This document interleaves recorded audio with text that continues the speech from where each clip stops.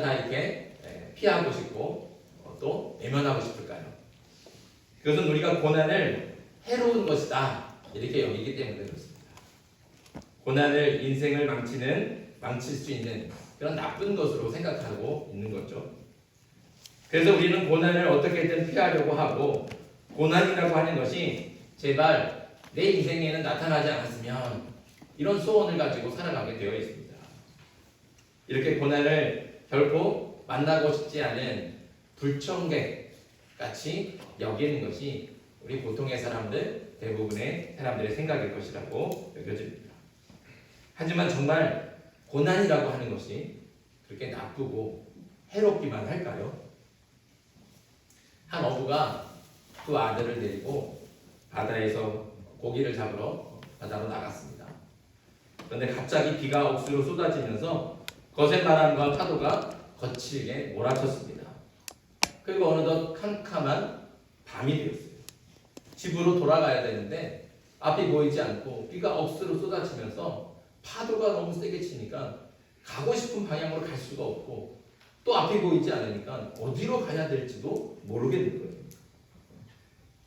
집으로 돌아갈 방향마저 잃어버리고 그렇게 거친 바다 한가운데서 표류하게 됐습니다.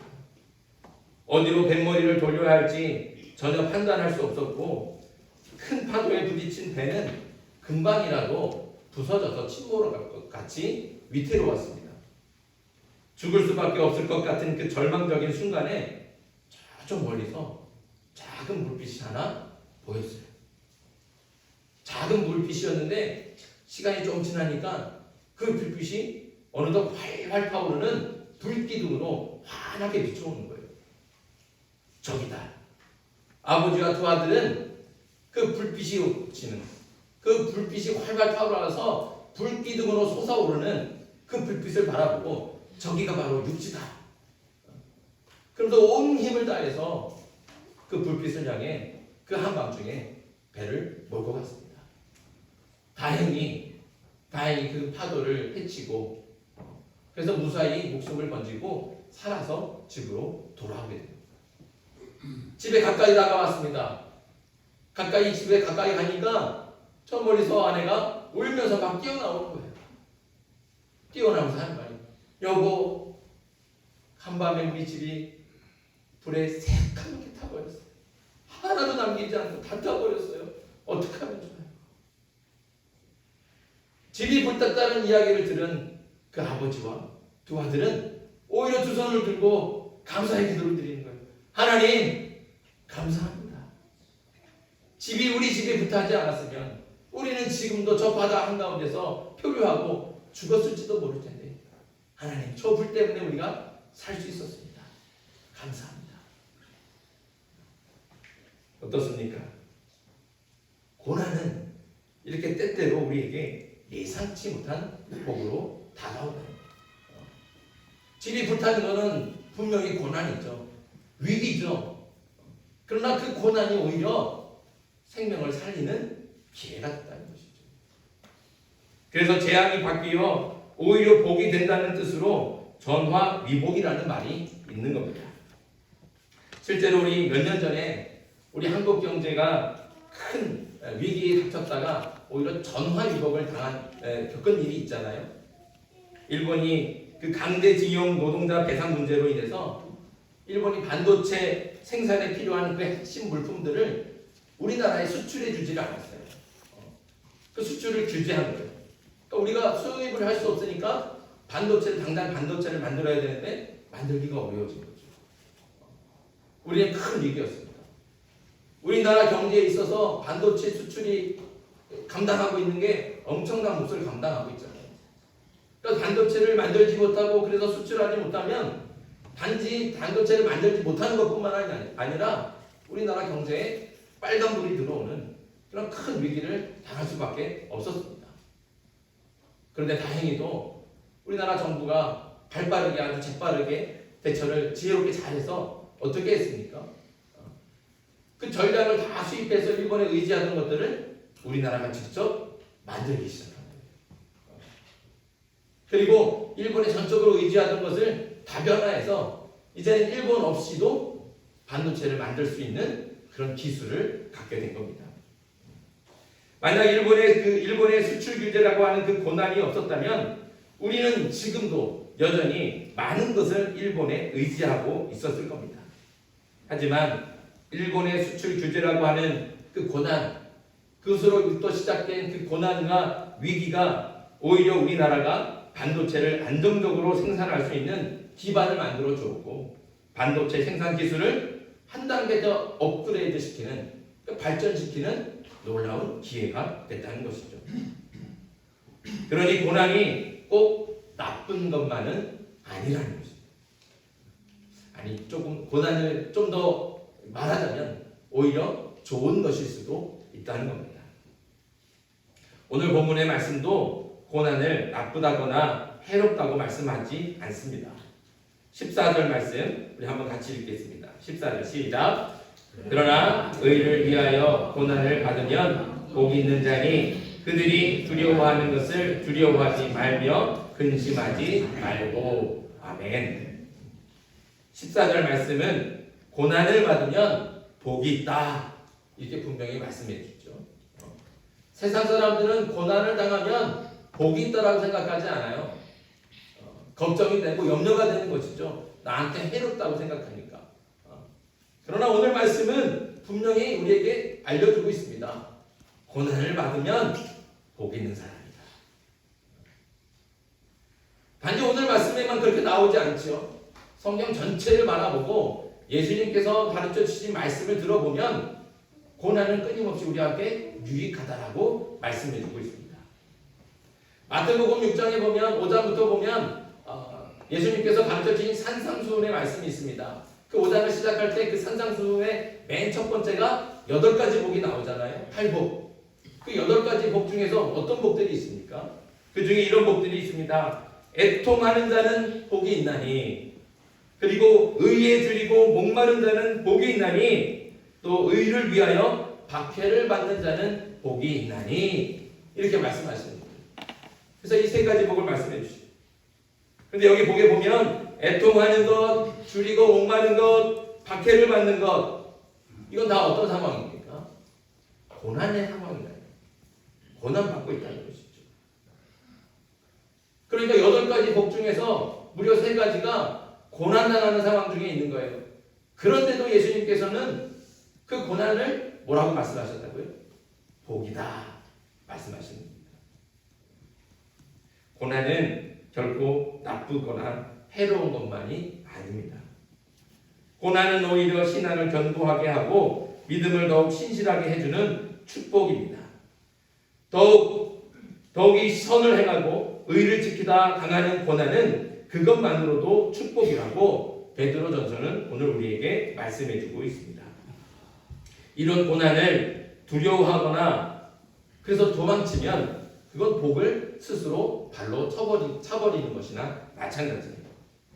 그래서 고난을 당하는 사람은 두려워하지 말고 근심하지 말아라. 오늘 말씀은 우리에게 이렇게 알려주고 있는 겁니다. 고난을 두려워하고 근심하고 걱정하며 피하거나 도망치지 말라는 거예요. 왜냐하면 그 고난은 복이니까요. 그러니까 고난을 당하면 두려워하거나 걱정하지 말고 오히려 감사함으로 기쁘게 받으라는 거예요. 그리고 그 고난 앞에 당당하게 서라는 것이죠. 그 고난을 통해 하나님께서 베푸실 은혜와 축복을 기대하며 고난을 담대하게 맞이하라는 겁니다. 그리고 그 고난을 통해 말씀하시는 하나님의 음성을 듣고 그 말씀에 순종할 수 있어야 하는 겁니다. 이럴 때 우리에게 고난은 축복이 될 줄 믿습니다. 고난을 기쁨으로 받아서 말씀에 순종하고 그래서 하나님께서 베푸시는 축복을 누릴 수 있는 저와 여러분들 되길 간절히 소망합니다.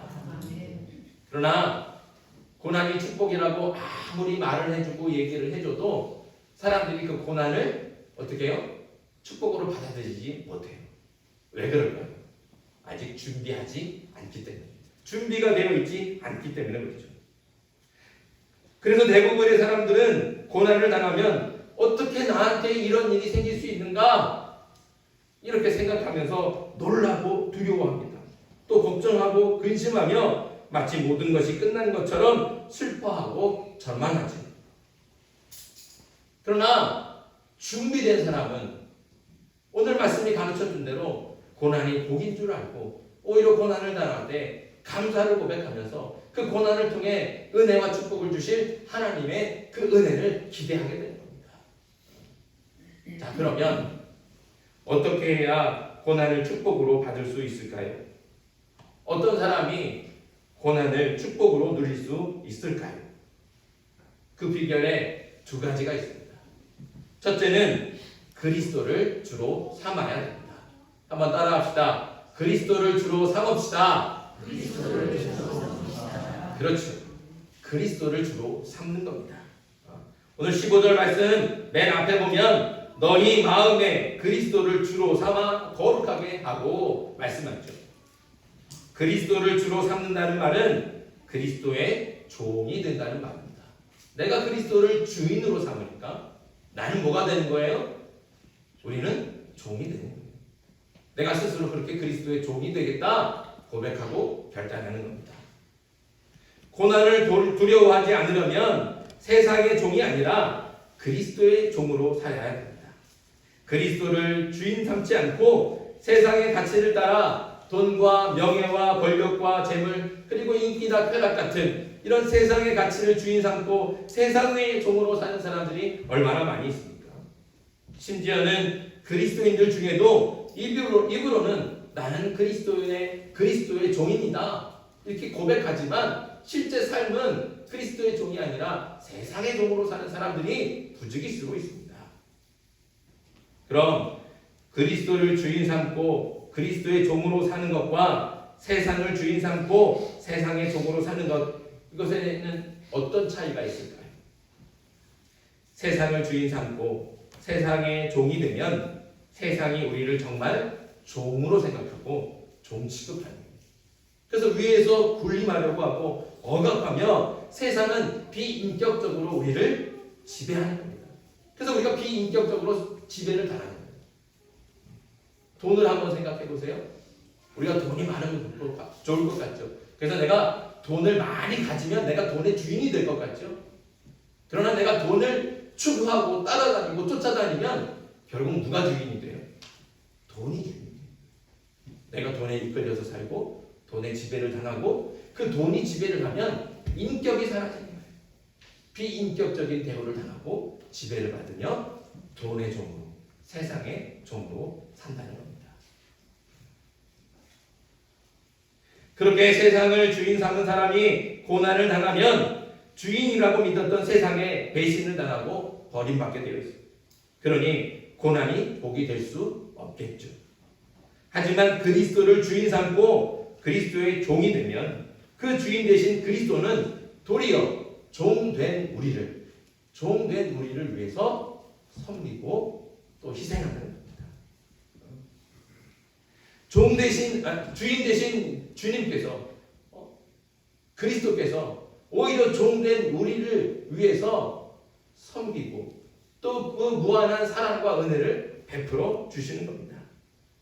그래서 그리스도를 주인 삼은 사람이 고난을 당하면 그리스도께서는 종된 우리를 살리기 위해서 죽기를 마다하지 않으셨습니다. 절대로 우리를 배신하지도 않고 버리지도 않습니다. 그러니 고난이 두렵지 않고 오히려 고난을 통해 주인의 사랑과 은혜를 경험하니 그 고난이 축복이 될 수밖에 없는 겁니다. 우리는 진정으로 그리스도와 하나님의 종이 되어야 합니다. 겉으로만 그럴 것이 아니라 진정한 마음으로 하나님의 종이 되어야 합니다. 하나님을 주인 삼은 사람은 하나님은 두려워해도 세상은 결코 두려워하지 않습니다. 왜냐하면 세상보다 크신 분이 하나님이시니까요. 세상을 다스리시는 분이 하나님이시니까요.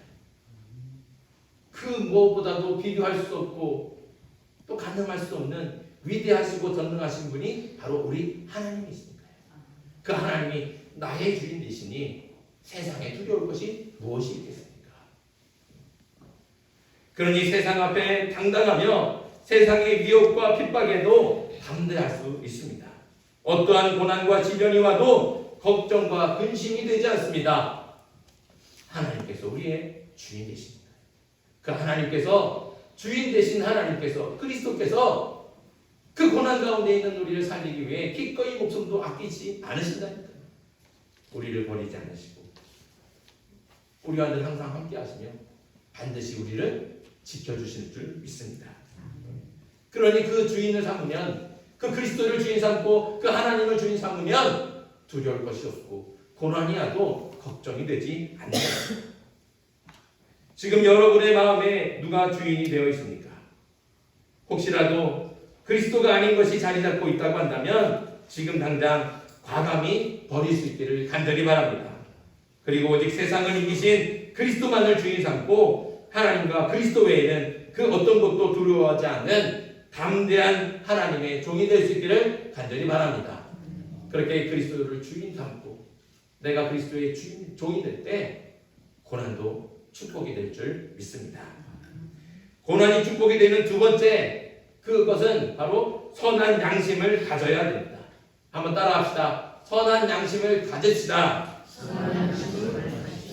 우리 16절 말씀입니다. 같이 한번 읽겠습니다. 시작.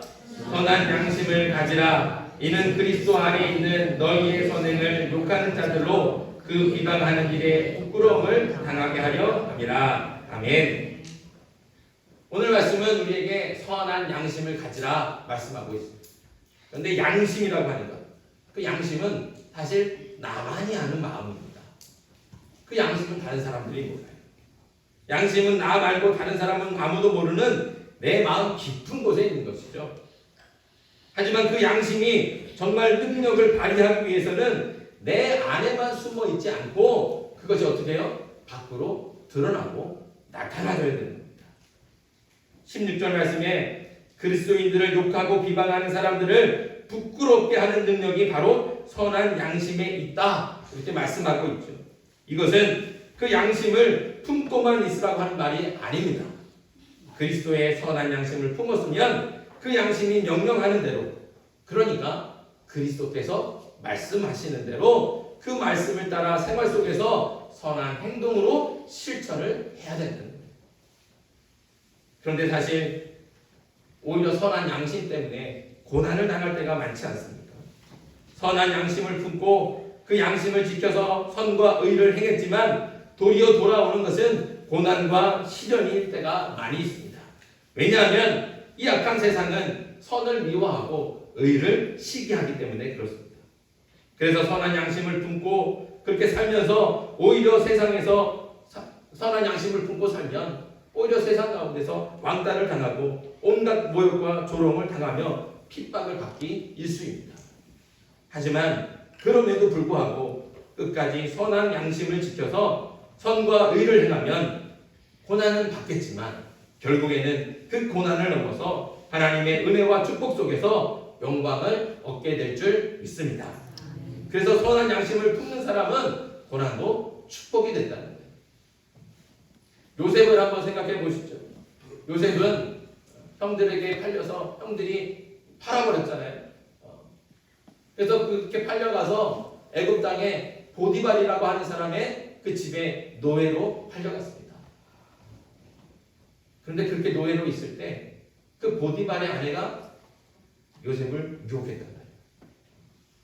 보디발의 아내가 몰래 요셉을 유혹할 때 그 유혹에 넘어갔으면, 아 그래, 내가 이렇게 좀 한번 이 여인의 유혹에 넘어가면 내가 오히려 잘 살 수 있겠다. 내가 비록 노예지만 노예처럼 살지 않고 좀 잘 살 수 있겠다.